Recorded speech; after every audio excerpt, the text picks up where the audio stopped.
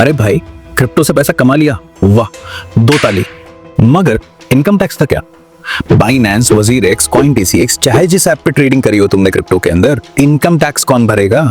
अगर आप भी क्रिप्टो में ट्रेड करते हो, चाहे प्रॉफिट बनाते हो या लॉस, टीडीएस आपका कहीं ना कहीं कट रहा है और टैक्स लायबिलिटी इनकम टैक्स के रूल्स के हिसाब से आपको समझना बहुत जरूरी है। आज के इस वीडियो के अंदर हम बात करने वाले हैं क्रिप्टो की माइनिंग पे, ट्रांसफर पे, एक्सचेंज ट्रांजैक्शंस पे, यहाँ तक कि स्टेकिंग पे या क्रिप्टो से होने वाले प्रॉफिट या लॉस के ऊपर इंडिया में क्या टैक्स रूल्स हैं, कितना टैक्स पे करना पड़ेगा और इसकी एक्यूरेट आईटीआर फाइलिंग कैसे कर सकते हैं। नमस्कार दोस्तों, मैं हूं सीए रजत और आज के इस वीडियो के अंदर हम ये सारे क्रिप्टो के इर्द गिर्द घूमने वाले इनकम टैक्स लॉज और ट्रांजैक्शंस को ब्रेक डाउन करेंगे इस वीडियो के अंदर डिटेल में। किसी भी पार्ट को बिना स्किप किए ये वीडियो एंड तक जरूर देखना और आपका फीडबैक जरूर शेयर करना। तो चलिए शुरू करते हैं। इनकम टैक्स के अंदर क्रिप्टो को एक तरह का वीडीए माना जाता है। वीडीए यानी virtual digital assets, cryptos, NFT, meme tokens, ये सब के सब इंडिया के टैक्स लॉस के अकॉर्डिंग वीडीए यानी वर्चुअल डिजिटल एसेट्स के अंदर आते हैं। वीडीए समझने के बाद अब हम चलते हैं कि क्रिप्टो के कौन कौन से ट्रांजैक्शंस पे कितना टैक्स लगता है और कौन से ट्रांजैक्शंस टैक्स फ्री हैं इंडिया के अंदर। तो सबसे पहला ट्रांजैक्शन होता है क्रिप्टो बाई करने का ट्रांजैक्शन। अगर आपने इंडिया की किसी एक्सचेंज को जैसे वजीरेक्स या कॉइनडीसीएक्स को यूज किया है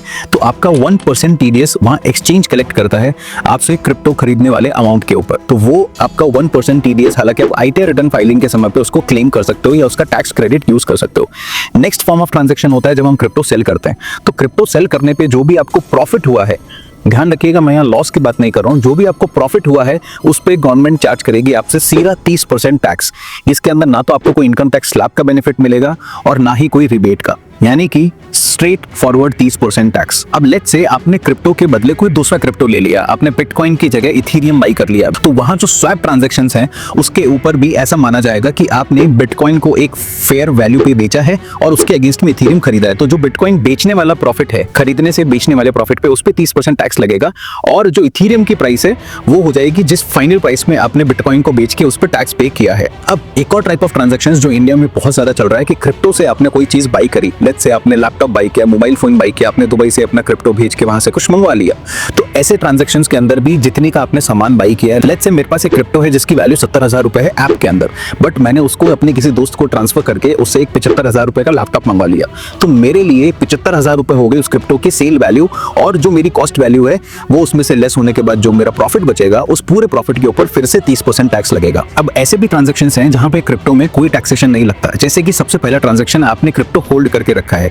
लेट्स से मैंने आज क्रिप्टो बाई किया है, मैंने बेचा नहीं पूरे साल, अगर मैं नहीं बेचूंगा तो कोई टैक्स नहीं लगेगा। दूसरा टाइप ऑफ ट्रांजैक्शन है कि मैंने एक वॉलेट से दूसरे वॉलेट के अंदर अपने क्रिप्टो ट्रांसफर किया। लेट्स से मेरा एक वॉलेट है वजीरेक्स में और एक कॉइनडीसीएक्स में, मैंने अगर वजीरेक्स वाले वॉलेट से कॉइनडीसीएक्स के अंदर मेरे खुद के ही वॉलेट में ट्रांसफर किया है तो फिर उस ट्रांजैक्शंस के ऊपर भी टैक्स नहीं लगेगा। मगर इंपॉर्टेंट है कि आप यहाँ वॉलेट टू वॉलेट ट्रांसफर का रिकॉर्ड अपने साथ मेंटेन करके रखें। अब कुछ स्पेशल केसेस, मिक्स्ड केसेस की बात करते हैं हम। जैसे लेट्स से आपको गिफ्ट में मिला कोई भी क्रिप्टो करेंसी, लेट्स से आप अपने मामा के घर गए और आपको मामा ने गिफ्ट किया या आपके किसी फ्रेंड ने आपको क्रिप्टो गिफ्ट किया। अगर आपको रिलेटिव से गिफ्ट मिला है तब तो वो टैक्स फ्री है, चाहे वो 50,000 से नीचे का हो या 50 लाख रुपए का, कोई फर्क नहीं पड़ता। बट यहीं अगर आपके फ्रेंड से आपको क्रिप्टो गिफ्ट मिला है और उस क्रिप्टो की वैल्यू जिस दिन उसने गिफ्ट किया है उस दिन 50,000 रुपए से ज्यादा है तो उस पूरे ट्रांजैक्शन पे आपको as a gift under income from other source आपको टैक्स पे करना पड़ेगा।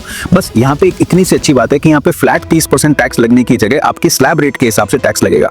लेट्स से अगर मेरी इनकम टैक्स स्लैब 15% या 20% है तो मैं उस गिफ्ट अमाउंट के ऊपर 15 या 20% के अकॉर्डिंगली की टैक्स दूंगा, ना कि 30%। गिफ्ट्स के टैक्सेशन के ऊपर भी हमने पूरी डिटेल वीडियो बना रखी है जिसका लिंक आपको डिस्क्रिप्शन और आई बटन पे मिल जाएगा, चेक करना ना भूलें। अब दूसरे तरह के ट्रांजैक्शंस की बात करते हैं जिसमें mining, staking, air drops, hard forks, इस तरह के ट्रांजैक्शंस कवर होते हैं। और जो लोग भी क्रिप्टो में माइनिंग और ये सब ट्रांजैक्शंस करते हैं वो मेरी बात समझ पा रहे होंगे कि जिस दिन आपको ये क्रिप्टो मिली है, चाहे माइन करके मिली हो चाहे एयर ड्रॉप के थ्रू मिली हो, तो उस दिन की जो उसकी वैल्यू है, उस समय की वैल्यू है क्रिप्टो की, उस पर तो लगेगा आपका स्लैब रेट के अकॉर्डिंग टैक्स, जैसा मैंने पिछले एग्जांपल में बताया। और जब आप बेचोगे उसको तो जो प्रॉफिट होगा आपका आज यहाँ पे क्रिप्टो मिलने की प्राइस में और बेचने की प्राइस में जो प्रॉफिट होगा बीच का, उस पे लगेगा फिर 30% टैक्स बेचने पे। अब लेट्स से कोई बोलता है कि सर मैंने क्रिप्टो बेचा ही नहीं, मैंने क्रिप्टो डोनेट किया है किसी संस्था को या किसी पर्सन को, तो यहाँ पे भी क्या मुझे टैक्स देना पड़ेगा? जी हाँ, अगर आपने क्रिप्टो डोनेट किया है, गिफ्ट किया है किसी को भी, तो गवर्नमेंट के अकॉर्डिंग आपने वो क्रिप्टो किसी ना किसी फॉर्म में बेचा है या उसकी वैल्यू जो है आप एसेस करो और उस वैल्यू पे जो आपको प्रॉफिट हुआ है उस प्रॉफिट पे आप 30% टैक्स पे कर दो। और हाँ, यहाँ डोनेशंस किए हुए का कोई डिडक्शन भी नहीं मिलेगा आपको। अब हम बात कर लेते हैं डिफाई टैक्स रूल्स के इंडिया में। डिफाई का नाम सुना है? हाँ, वही जहाँ बैंक का नामो निशान नहीं होता, सिर्फ क्रिप्टो, स्मार्ट कॉन्ट्रैक्ट्स और ब्लॉकचेन के ऊपर पूरा ट्रांजैक्शन कंप्लीट हो जाता है। बैंक में पैसा आने की जरूरत ही नहीं होती। लेकिन भाई, इनकम टैक्स डिपार्टमेंट को इससे कोई फर्क नहीं पड़ता। तो टैक्स तो इनकम टैक्स डिपार्टमेंट आपसे डीफाई ट्रांजैक्शंस के ऊपर भी लेने वाला है, बट कैसे टैक्स लेगा और कितना टैक्स लेगा, चलिए समझते हैं। डीफाई यानी डिसेंट्रलाइज्ड फाइनेंसिंग, जहां पे आप बोरो, लेंड, स्टेक या ट्रेड करते हो बिना किसी बैंक के इंटरवेंशन के।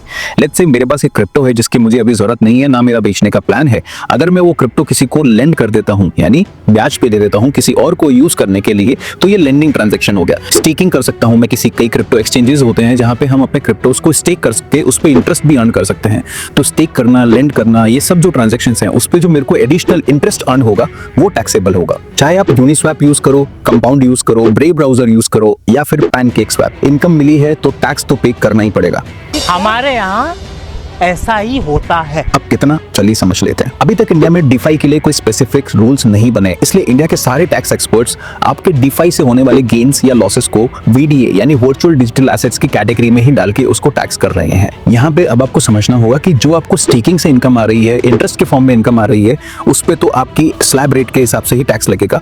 और जैसे जहाँ पे आप प्ले टू अर्न या ब्राउज टू अर्न यूज करते हो, जैसे ब्रेव ब्राउजर यूज करके या permission.io यूज करके, वहां से जो आप अर्न कर रहे हो उसके ऊपर भी आपका इनकम टैक्स स्लैब रेट के अकॉर्डिंगली ही टैक्स लगेगा, ऐसे जैसे कि आपकी ये एक्चुअल इनकम है। बट कहानियां खत्म नहीं होती बॉस। अगर आपने बाद में इन्हीं टोकन्स को सेल किया, स्वैप किया, ट्रेड किया या किसी और को ट्रांसफर कर दिया, तो वहां पे जो गेन्स मिलेंगे उस पर फिर फ्लैट 30% टैक्स लगेगा। यानी आसान शब्दों में बोलूं, जिस दिन क्रिप्टो मिला उस दिन तो स्लैब रेट के हिसाब से टैक्स, और जिस दिन क्रिप्टो को बेचा उस दिन 30% का गेन्स के ऊपर फ्लैट टैक्स। ये टैक्स आपको पे करना ही पड़ेगा क्रिप्टो ट्रांजैक्शंस के ऊपर। और सबसे खूबसूरत बात, यहाँ पे क्रिप्टो के अंदर आपको किसी तरह का लॉस अलाउ नहीं होता। अरे कहना क्या चाहते हो? मेरे कहने का मतलब है, लेट्स से आपने 2 ट्रेड करी पूरे साल के अंदर क्रिप्टोस के अंदर। एक ट्रेड के अंदर तो आपको 1 लाख रुपए का प्रॉफिट हुआ और दूसरी ट्रेड के अंदर आपको 1.5 लाख रुपए का नुकसान हो गया। तो नेट ओवरऑल पूरे साल में आपने 50,000 रुपए का नुकसान ही खाया है। मगर गवर्नमेंट बोलती मेरे को आपके 1 लाख रुपए के प्रॉफिट से मतलब, आप 1 लाख रुपए पे मेरे को 30% टैक्स दो और फ्री हो जाओ। हम बोलते हैं कि सर वो 1.5 लाख रुपए का लॉस जो है उसका तो कुछ करिए, पर वो 1.5 लाख रुपए का जो लॉस है ना बॉस, वो कोई अलाउ नहीं करेगा, इनकम टैक्स डिपार्टमेंट तो बिल्कुल नहीं। यानी कि वो 1.5 लाख का लॉस आपका लॉस है, इनकम टैक्स को उससे कोई मतलब नहीं है।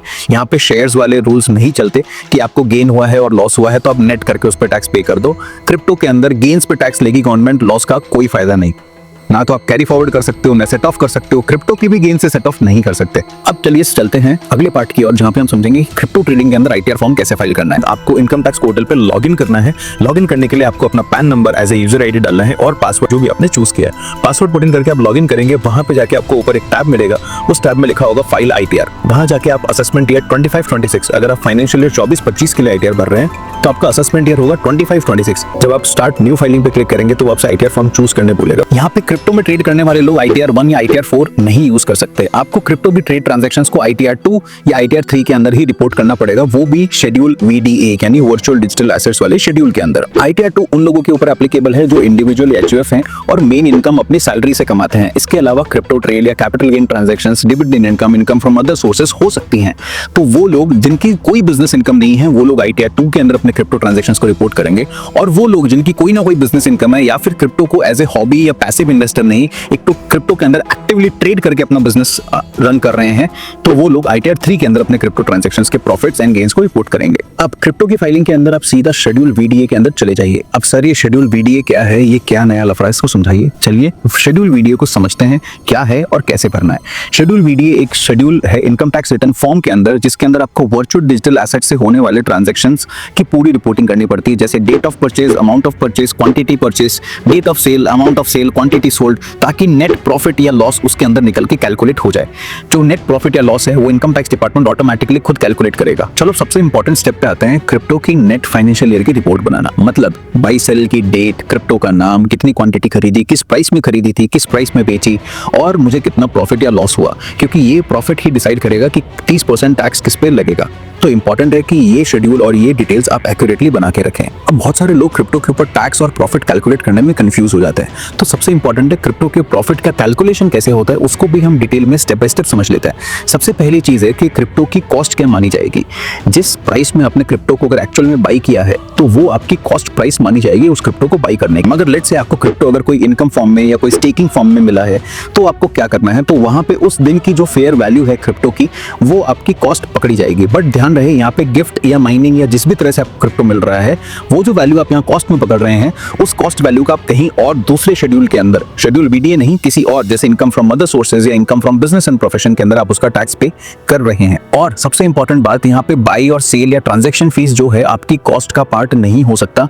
हालांकि यूएस के अंदर ये अलाउड है बट इंडिया में transaction fee by sale of cryptos के ऊपर आपको एज ए कॉस्ट अलाउड नहीं है। अब प्रॉफिट कैसे निकलेगा, बहुत सिंपल है, profit is equal to sale minus cost, यानी कि जितने में बेचा माइनस जितने में खरीदा था उससे जो आ रहा है वो आपका नेट प्रॉफिट हुआ। अगर आपने क्रिप्टो को बेचने की जगह किसी की और क्रिप्टो के साथ ट्रेड किया है, लेट्स से एक्सचेंज कर लिया या फिर आपने क्रिप्टो से कुछ खरीद लिया, तो वहां पे जितने में आपने उसके फेयर वैल्यू पे ट्रेड किया है उसको, तो वो आपकी सेल प्राइस मानी जाएगी minus cost is equal to your profit. अब बहुत सारे लोग कॉस्ट कैलकुलेशन के अंदर भी कंफ्यूजन हो जाती है कि सर हम क्रिप्टो हमने बहुत बार खरीदे हैं, लेट्स से मैंने बिटकॉइन साल में 10 बार खरीदा है और 5 बार बेचा है, तो मेरी कॉस्ट क्या मानी जाएगी। यहाँ पे आप स्टैंडर्ड फॉर्मूले यूज कर सकते हो, जैसे कि let's say FIFO method. FIFO method बोलता है फर्स्ट इन फर्स्ट आउट, जो मैंने क्रिप्टो सबसे पहले खरीदा था वही क्रिप्टो मैंने सबसे पहले बेचा है। तो या तो आप फीफो मेथड को यूज कर सकते हो या फिर आप एवरेज कॉस्ट बेसिस भी यूज कर सकते हो, बट जो भी मेथड आप यूज करो वो पूरे साल और सारे क्रिप्टोस के अंदर वही सेम मेथड के ऊपर प्रॉफिट या लॉस कैलकुलेट करना है। ऐसा नहीं कि एक क्रिप्टो में तो आपने फीफो मेथड यूज कर लिया और दूसरे के अंदर आपने एवरेज कॉस्ट बेसिस यूज कर लिया। जो मेथड यूज करो वो कंसिस्टेंट होना चाहिए और सबसे बेस्ट मेथड है वैसे फीफो, यानी फर्स्ट इन फर्स्ट आउट वाला मेथड, जिसको कोई भी चैलेंज या कंटेंट नहीं कर सकता। अगर आपको इसके अलावा कोई सी भी और तरह के क्रिप्टो ट्रांजैक्शन के टैक्सेशन को समझना है तो आप कमेंट करके पूछ सकते हैं। और अगर आपको आईटीआर फाइलिंग में बहुत दिक्कत आ रही है तो प्लीज प्रोफेशनल हेल्प जरूर लें। आपके आसपास के सीए टैक्स एडवोकेट्स के पास जाएं और उनके नॉलेज को यूज करते हुए, उनके प्रोफेशनल एक्सपीरियंस को यूज करते हुए अपने क्रिप्टो की टैक्स रिटर्न फाइल करें। क्योंकि क्रिप्टो के टैक्स रिटर्न के अंदर हमने देखा है पिछले कई सालों के एक्सपीरियंसेस के अंदर हम लोग हर साल लगभग 100 से ज्यादा क्रिप्टो के टैक्सेशन रिटर्न फाइल करते हैं और हम देखते हैं कि बहुत सारे लोग इस माइंडसेट से आते हैं, सर मेरा पूरा लॉस हो गया है मार्केट के अंदर, क्रिप्टो में भी मैंने कुछ नहीं कमाया बट मेरा टीडीएस बहुत कट गया, वो रिफंड करवा दीजिए। हम उनको ये बोलते हैं कि सर आपका टैक्स जितना कटा है वो हम बाद में समझेंगे, पहले समझते हैं कि आपका नेट प्रॉफिट क्या था साल भर के अंदर।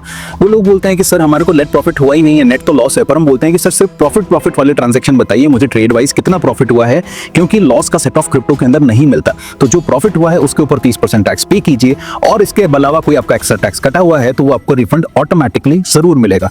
इंपॉर्टेंट है कि एक्यूरेटली टैक्स रिटर्न फाइलिंग करें ताकि आप क्रिप्टो में आने वाले नोटिस से बच सके, क्योंकि क्रिप्टो इंडिया के लिए एक न्यू लैंडस्केप है और इनकम टैक्स के लिए भी। तो यहाँ पे एक्यूरेट टैक्स रिटर्न फाइलिंग करना आपके लिए बहुत इंपॉर्टेंट है। अगर आपको ये वीडियो अच्छी लगी हो तो प्लीज इस वीडियो को लाइक करें, चैनल को सब्सक्राइब करना ना भूलें और इस वीडियो को सारे उन दोस्तों के साथ शेयर करें जो क्रिप्टो में ट्रेड करते हैं। मिलते हैं अगले वीडियो के अंदर। Until then take care, bye bye, जय हिंद।